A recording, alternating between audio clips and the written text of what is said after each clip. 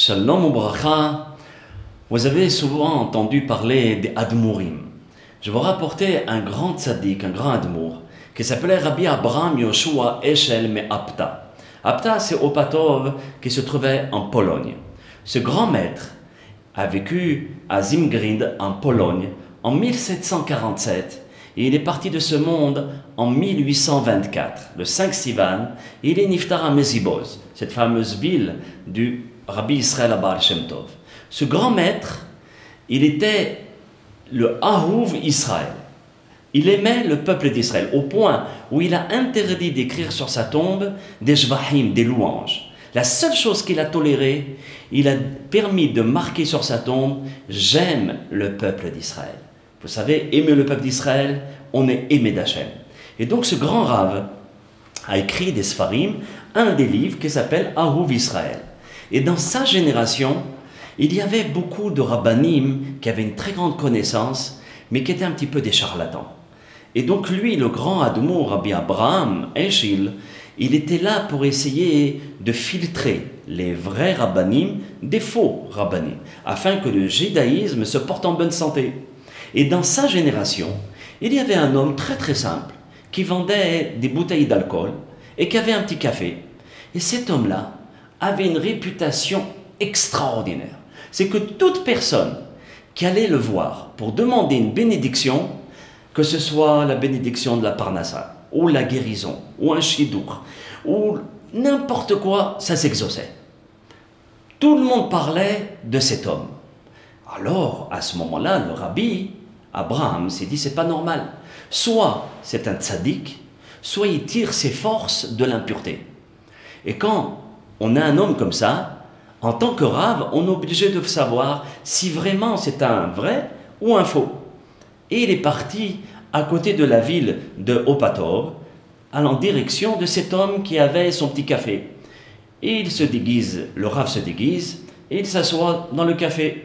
Et ceci pendant 3 jours, il essayait d'analyser, d'observer notre vendeur d'alcool. Et il voit qu'il n'y avait rien d'exceptionnel. C'était pas un grand tzaddik.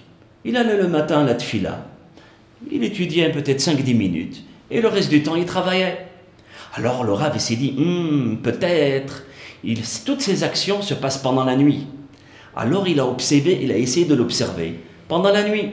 Mais il a vu que Baruch Hashem, il dormait les poings fermés et il était bien en train de dormir. Donc au bout de 3 jours, le Rabbi Abraham s'approche de notre homme, lui dit, écoute bien, tu sais qui je suis? Je suis le Rabbi Abraham Yoshua Eshel. Alors là, notre homme est estomaqué, il se dit, Rabbi, comment vous êtes ici depuis 3 jours et vous ne me le dites pas? Il lui dit, je ne te l'ai pas dit parce que je voulais savoir, par quelle force tu obtiens des résultats aussi colossaux que chacun qui vient vers toi, et je les ai vus, qui demande la Parnassa ou la Refoua Shelema, ils sont exaucés. Comment fais-tu pour exaucer tes prières? Alors, notre tzaddik, il dit au Rav, écoutez bien, j'essaye de faire très attention à la mitzvah de Achnasat Orahim. Lorsque j'ai des invités, je fais très attention à eux. Mais le Rav, ça ne le satisfait pas. Lui dit, tu fais autre chose qui ouvre les portes des cieux. Alors c'est là où notre homme dit à Rabbi Abraham, écoutez Rabbi, il y a de cela 5-6 ans, j'étais dans une situation lamentable. J'étais un homme très riche et j'ai perdu toute ma richesse. J'avais beau essayer de chercher un travail, de chercher une personne qui puisse s'associer avec moi. Rien du tout, les portes étaient fermées. Ma famille est en train de me faire une très grande pression pour apporter la Parnassa à la maison. Mais malheureusement, toutes les portes étaient fermées. Jusqu'à un certain jour où j'ai vu qu'il n'y avait même pas de lait à donner aux enfants, je me suis enfui de la maison. Et je suis parti pleurer et prier à Hachem Yitbarach. Et j'ai fait un deal avec Hachem Yitbarach. J'ai fait un pacte. Et je lui ai dit, écoute Hachem, à partir d'aujourd'hui, tu vas être mon associé. Moi, je suis pour toi et toi, tu es pour moi. Moi, je suis seul dans cette ville, j'ai personne qui va m'aider. Et toi, tu es seul dans le monde. Alors faisons une association. Et pendant un an, tout l'argent que je gagnais, 50% pour Hachem et 50% pour moi. Et cet argent qui était destiné à Hachem, je ne pouvais pas lui envoyer par fax, ni par email. Alors je le donnais aux Talmidei Hachamim, aux gens qui étudiaient la Torah, aux yeshivot, et c'était moi, et seulement moi, qui s'occupait de cet argent. Après un an, les portes se sont ouvertes à moi. Et Baruch Hashem, le shefa, la profusion s'est ouverte à moi, et j'ai eu la bracha dans tout ce que je faisais. Mais non seulement ça, c'est que dès que je bénissais une personne, ça s'exauçait.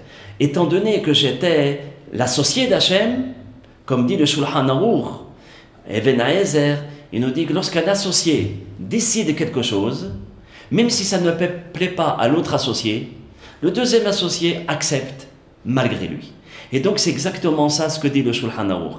Donc même si ça n'a pas tellement plu à Hachem, il a accepté de devenir l'associé de notre homme.